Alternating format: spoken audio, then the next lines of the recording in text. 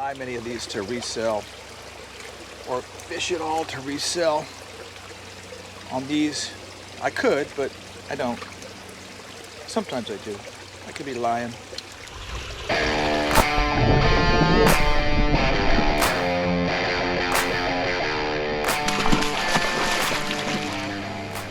Hey everybody, welcome back to Florida Exotic Fish Sales, the fish farm.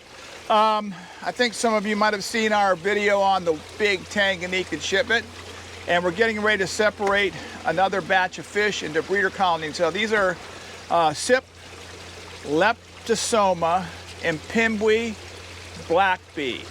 As a group, Cyprichromis, people call them sardine fish or whatever because they kind of act like that in the lake. They exist in huge colonies, big balls of fish. They're kind of a mid-water fish.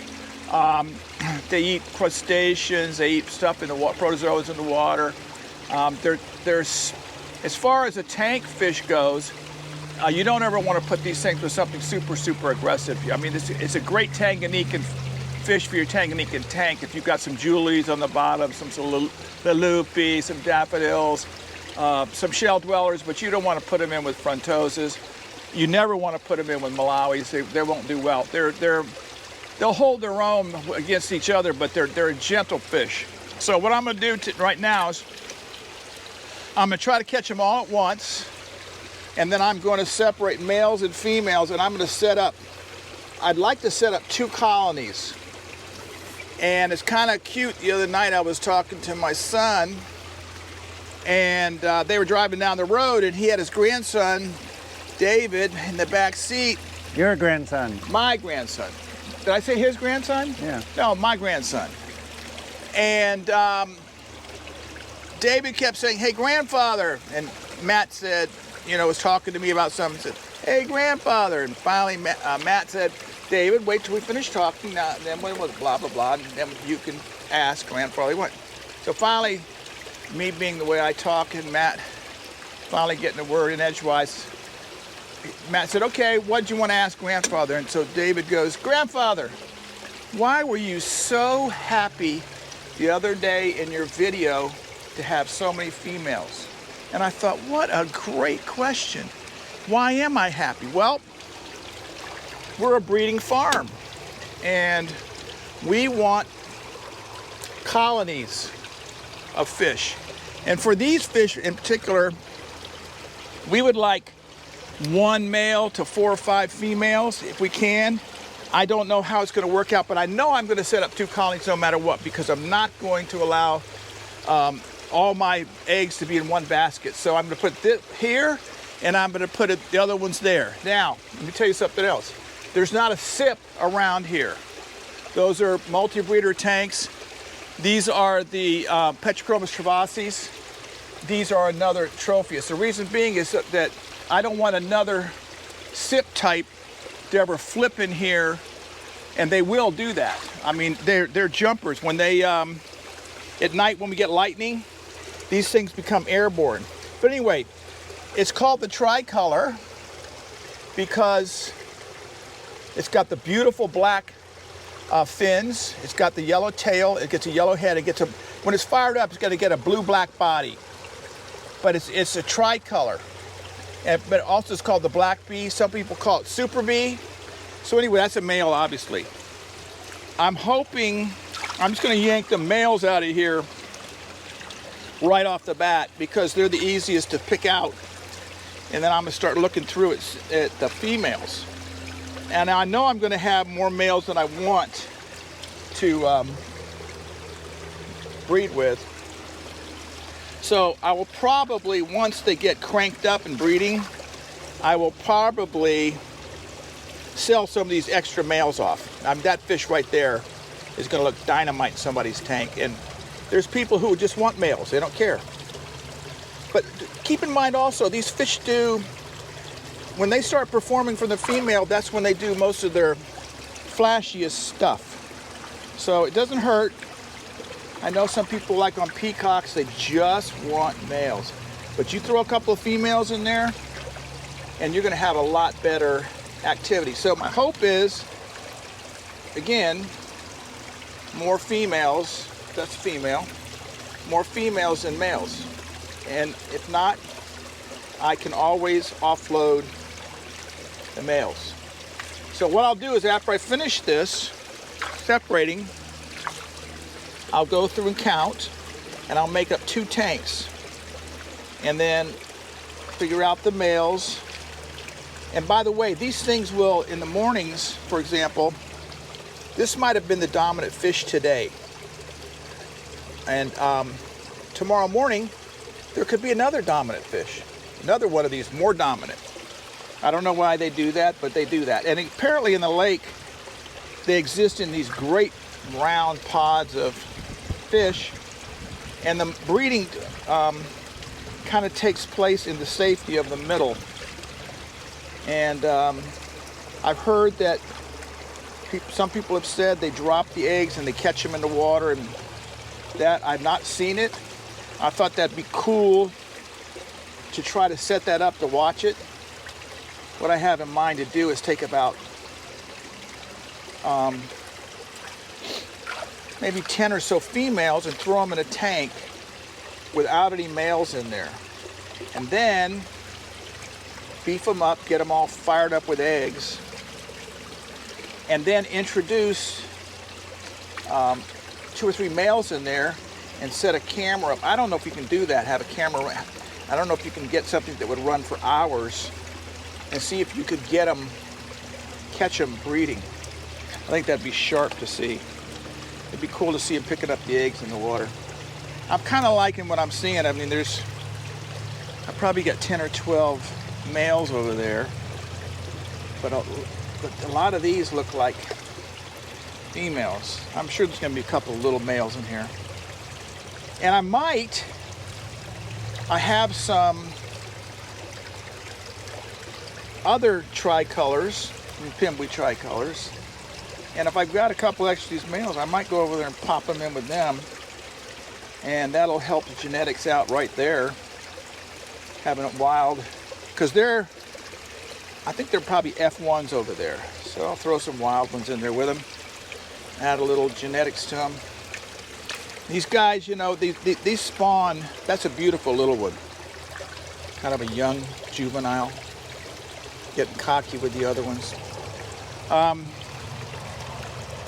But I like to, adding to the genetics is always wonderful. That's mainly what we do here. I don't buy many of these to resell or fish at all to resell on these. I could, but I don't. Sometimes I do. I could be lying. All right, so it looks like these are my females. So one thing I'm going to do is I'm going to throw one in the tank, one in the net. And I'm going to keep track of just, okay, 2, 3, 4, 5, 6, 7, 8, 9, 10, 11, 12, 13, 14, 15, 16, 17. So I've got 17 and 18. So I think I'm going to, for now, I'm not going to take any males out of here. There's no need to. So I'm going to throw, and I'm not going to do this by anything other than just 2 and 2 at a time until I'm done with them. Because I wouldn't mind a young ones, smaller ones in, and what I'm assuming here that I probably have at least 10 males that I'm going to be able to sell. So now these here we'll take it to. Also, if you notice, the pipe's a little bit lower, and that's because, like I said, these guys are jumpers. If you have them at home, you've got to cover them. You'll come out in the morning and there'll be one of them sitting on the floor. You don't want that. But all the sips. There's some xenos over there I'm gonna show you. I have a xeno called Nyanza lac. When I go to check that fish, we have to put a screen on the end as we push the net because they fly. But these guys will also fly. Now they're gonna eat. They kind of catch the food going down. They will go down to the bottom and eat. I'm hoping these guys are in pretty good shape. Even the females are kind of already, they're not skinny. So they could have, you know, some eggs pretty soon. Even though it's wintertime and things do slow down in the wintertime, I'm hoping to get some production out of them. So anyway, that's Cyprichromis Leptosoma Mpimbwe blackfeed, the sardine cichlid. Hey Rick, tell us a little bit about once the colonies are set up in a production season. Really, how is the process going to work for you? Once they start breeding, what you're going to be able to do, what we're going to do is, these guys especially, other fish, Tropheus, I think they're being checked every 2 weeks. These fish, we walk up to them, take a look down in the water. In fact, I just drained my other tricolors, and they're gonna be checked. But you can look right down there and see the females doing it. And for some reason, and I know Glenn's theory is it's by the moon, it seems like when they're holding, every female will be holding. And they'll all be at the same stage, either be eggs with heads or are fully grown. So that's how they breed. They breed almost like a mass, like something sets them off and they breed.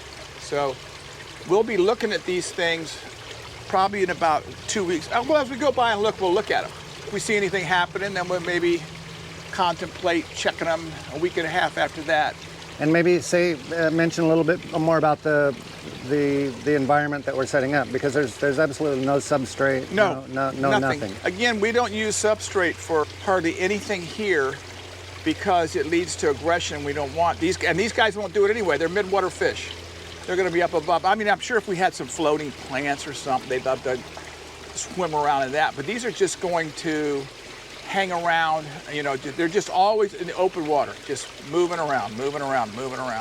So, and there's Cyp leptosomas, there's Cyp microlepidotus, there's this, that, and the other. There's many varieties, but I can't do every variety. So I've chosen the ones that breed well, look great, good producers. Some of these beautiful ones that are nice, they don't produce worth a hoot.